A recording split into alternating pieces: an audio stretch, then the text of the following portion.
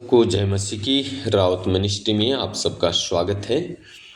Ministry को subscribe करें, comment करें, शेयर करें ताकि प्रतिभूर प्रभु का वचन आपके पास आए, आप आशीषित हो। आमीन। सोरम प्रिय मित्रों, आज की सुबह के समय हम प्रभु का वचन देखते हैं।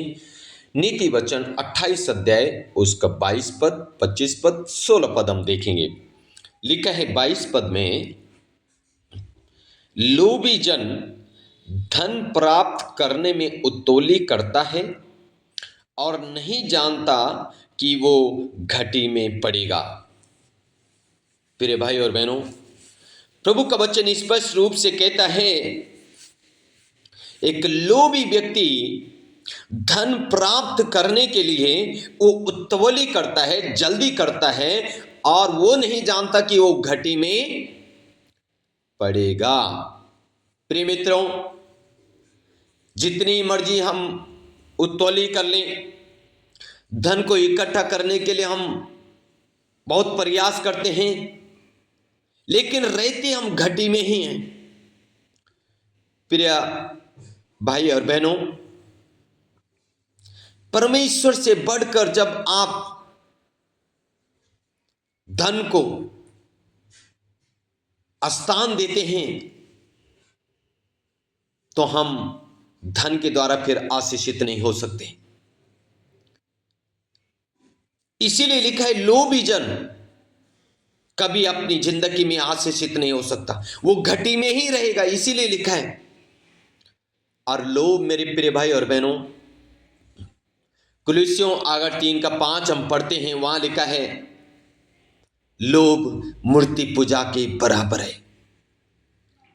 लोभ मूर्ति पूजा के बराबर है, जिसके खिलाफ परमेश्वर जाता है और हम आशीषित नहीं हो सकते हैं।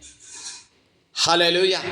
इसलिए लिखा है, अपने उन अंगों को मार डालो जो मूर्ति पूजा के बराबर है। प्रिय आजीजों, लोभ मूर्ति पूजा के बराबर है, इसलिए हम उन अंगों को मार डालें। हालेलुया, आमीन। 25 पद में लिखा है, लालची मनुष्य झगड़ा मचाता है और जो यहोवा पर भरोसा रखता है वो हष्ट पुष्ट हो जाता है। क्या लिखा है? जो लालच करता है वो झगड़ा मचाता है। एक लालची, एक लोभी व्यक्ति हर किसी के साथ झगड़ा करता है, लेकिन जो परमेश्वर पे भरोसा रखता है वो हष्ट पुष्ट हो जाता है। हालेलुया। प्रिय अजीजों, परमेश्वर पे भरोसा रखें। हालेलुया, आमीन। हम परमेश्वर पे भरोसा रखें। इसलिए प्रिय भाई और बहनों, जरूरी है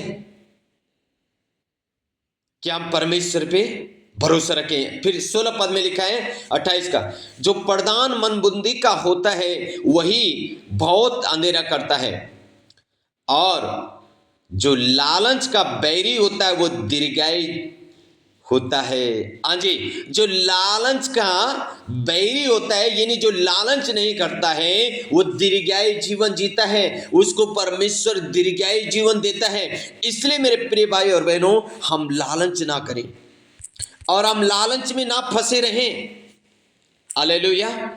हम लालच में ना रहें, हम लालच में फंसे ना रहें, ताकि हम परमेश्वर पे भरोसा करें। और बाइबल कहती है, जो धन परमेश्वर देता है उसमें दुख नहीं देता है। इसलिए धन कमाने के लिए उतावली ना करें। आमीन। सो के गॉड ब्लेस यू ऑल।